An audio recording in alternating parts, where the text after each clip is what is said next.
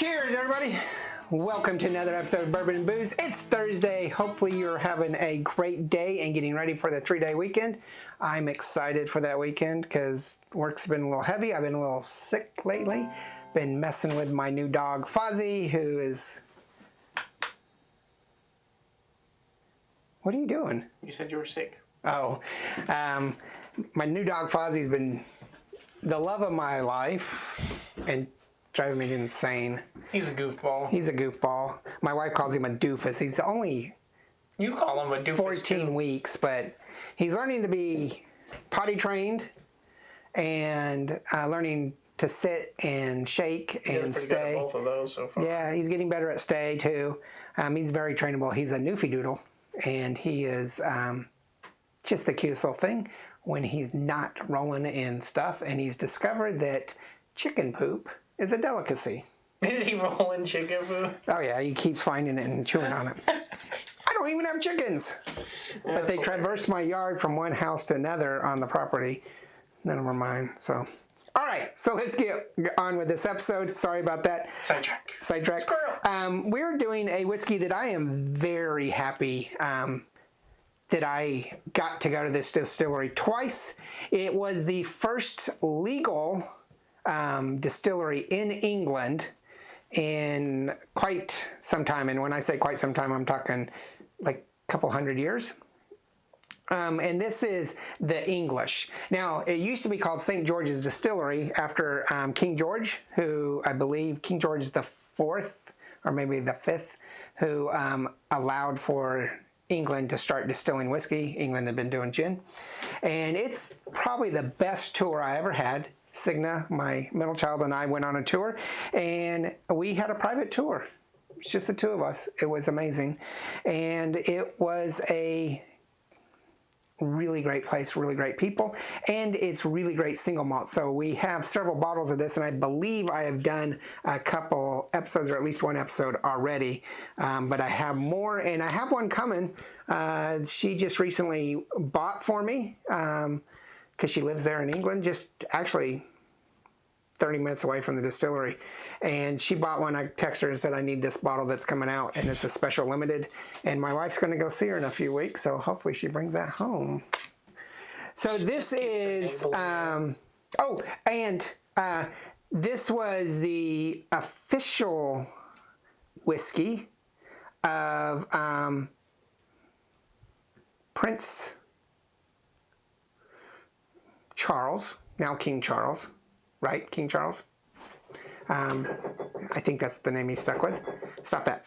The official whiskey of Prince Charles, now King Charles, and so I got to see his barrel that he signed when he went there, and it is really cool to see that. And hopefully I can drop a picture that I took. All right, so let's get on to this. This is their 11-year single malt. This is almost like their flagship, but they do have lots of other kinds, and they also produce whiskey for very special English occasions, like the one that my daughter picked up for me and my wife is bringing home, but they did one for the 70th Jubilee or whatever that was just last year. I think they also are producing one for the Queen, who just recently passed away, or maybe the coronation. They always do a coronation whiskey, but they go in the thousands of dollars and are very sought out. This one, however, it's an 11-year single malt whiskey that is 46% or 92 proof and runs about $70 US. And I believe almost 100%, maybe 99%, I believe that you can get this at most large stores. I don't know about smaller stores, but here in Texas, I've seen it on the shelf. This one and one others of theirs. We can't have any. Why? Because it says right there. We have bellies, so people with bellies. No, that says pregnant people. That just is a symbol of someone with a big belly. Oh. So, looks like we're out. Yeah. I don't have a big belly. I have a oversized shirt. All right. That's right. It's just gas. Smells like a really good single malt. So, because of the price, it's going to be a one barrel on cost. You can get that grassy, malty aroma. Mm-hmm. What are you doing? Awesome. I got to get used to working with you. You have these little quirks. So it smells like a nice earthy single malt whiskey. I think in any blind tasting whatsoever, somebody would mistake this for Scotch almost all the time. Maybe. It's because it's got that Speyside aroma to it. Yeah, Also getting some mint. It doesn't have the bitter undertones that most Scotches have. Correct. I mean, it's really well put together. Not a lot of bitterness, but I'm getting some spearmint, mint, a hints of rye, and definitely malted barley. Heavy on the malted barley. So I'm going to say this is actually a 4 on aroma. This is a really good aroma.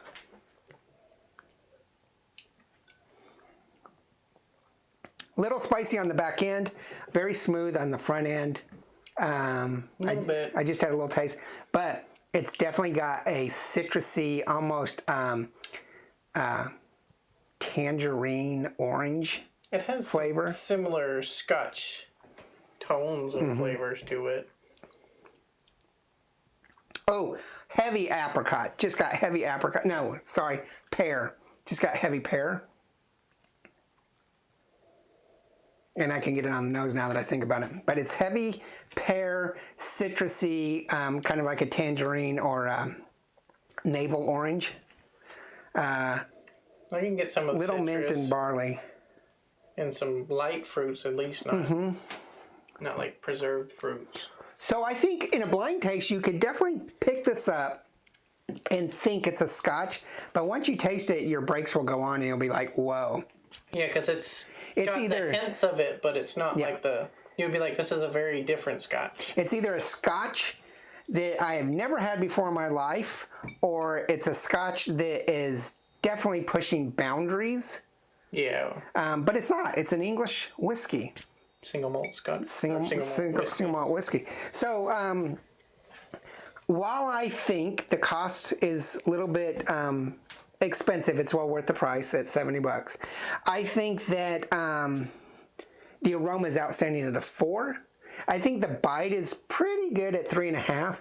It's the flavor I'm coping with because it's so unique and so different. I don't know really. Some of me is hedging that it's only a 3. Some of me saying it's a 4.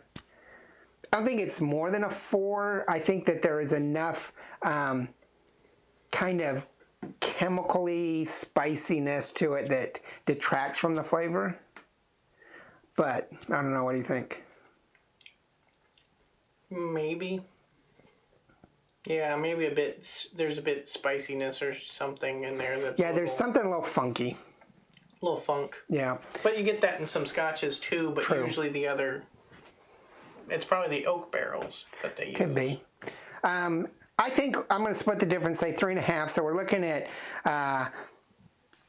4, 10, 11, 12. So it's an even 12. It's a straight 3. I'm going to do a Scotch burp. An English burp. It's a straight 3. I don't think it's a straight 3. I think it is.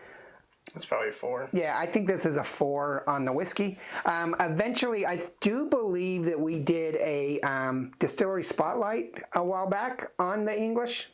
But when my new bottle comes in later in February, when my wife brings it home, we'll probably do a tasting. So maybe we'll get through the other bottles by then. I think I got 2 more, if not 3 more bottles to go through. And so I'll have 6 bottles total, I think. And we can do a proper distillery tasting of them all and distillery spotlight. So, but tell us what you think. Can you get it in your area? How much is it? Have you had it before? Have you been to the distillery? It's an amazing distillery. It's not huge like Jack Daniel's or some of those, Buffalo Trace that just is too much to gather in. It's really small and intimate, but it's a nice place and great people there. So if you guys are watching over at the English, I really like your distillery. And remember, this is St. George's Distillery is its original name. It just changed. Don't confuse it with St. George Distillery in California. Different place. All right, so yeah, I don't know how that trademark thing actually worked out, but tell us what you think. Leave those comments below. Check out all of our social media, and remember to share this video with your friends because this is pretty good. Yeah. All right, so this is a 4-barrel on the English 11-year. Remember, there's no bad whiskey. There's only good whiskey and great whiskey, and this is great whiskey. Cheers. Cheers.